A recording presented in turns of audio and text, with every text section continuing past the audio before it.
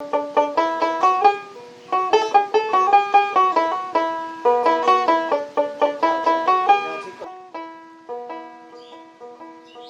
তিস্তা নদী ভাঙছে বাড়ি, এই যে কণ্ঠে এলা যাম, কার কাছে মই বাড়ি কহরার জায়গা খুঁজি পাম।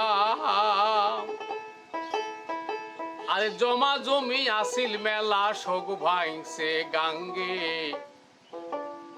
সাধের লাঙ্গল জোয়াল মোহই তুলিয়া থইস হোম সাঙ্গে, সাধের লাঙ্গল জোয়াল মোহই তুলিয়া থইস হোম সাঙ্গে। তিস্তা নদী ভাঙছে বাড়ি কণ্ঠে এলা যাম, কার কাছে মই বাড়ি করার জায়গা খুঁজি পাম। ভালো ছিল, আর এখন এই পা ভাঙিয়ে 1.5 বছর থেকে পড়ি আছে। এখন তাই দিন করে দিন খাওয়া কোনো রকম চলে না চলে। ইকরামুল ভাইকে আমরা চিনি, সারা বাংলায় তার গান আছে, লেখক ভালো। তাই একটু অচল, তার পা ভাঙে গেছে 2 বছর হাতে। সরকারের কোনো উদ্দেশ্য নিচ্ছে না, তার বাড়ির শুধু কিচ্ছু নাই, শুধু একটা টিনের ঘর ছাড়া। সরকার যদি উদ্দেশ্য নিলে কিছু দিতে পারতে তার।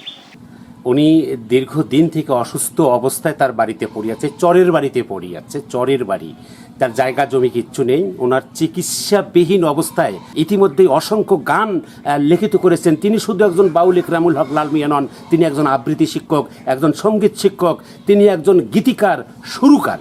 এছাড়াও তিনি রংপুর বেতারের একজন নিয়মিত শিল্পী। অসুস্থজনিত কারণে তিনি দীর্ঘদিন থেকে রংপুর বেতারে যেমন যেতে পারছেন না, পাশাপাশি কিশোরী ক্লাবের একজন শিক্ষক হওয়া সত্ত্বেও তিনি সেখানে না যাওয়ার পাওয়ার কারণে তিনি সেখানে বেতনগুলোও পাচ্ছেন না। এই অবস্থায় আমি স্থানীয় প্রশাসন, উপজেলা প্রশাসন এবং জেলা প্রশাসন মহোদয়ের নিকট নিবেদন করব যে বাউল ইকরামুল হক লাল মিয়াকে দ্রুত তাদের থোক বরাদ্দ থেকে চিকিৎসা দিয়ে আমাদের বাউল গান ফিরিয়ে দেওয়ার চেষ্টা করুক। তিস্তাপাড়ের চর অঞ্চলে আমার বাড়ি।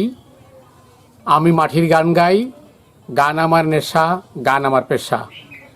আমি দীর্ঘদিন থেকে প্রায় 1.5 বছর থেকে পা ভেঙে গেছে গাড়ি অ্যাক্সিডেন্টে। আমি পঙ্গু হাসপাতালে ছিলাম। পঙ্গু হাসপাতালে ভালো উন্নত মানের চিকিৎসা করতে পারি নাই, অর্থের অভাবে আমি বাড়িতে আসছি। এখন আমার সম্পত্তি কিছু নেই, সয় সম্পত্তি কিছুই নেই। আমি কি করব? গান যেহেতু আমার বন্ধ, আমি ছেলে মেয়েকে চালাই কিভাবে, আমি চলি কিভাবে এবং আমি চিকিৎসা করি কিভাবে? আমি তো গান গাইতেও পারি না, গান লিখতেও পারি না।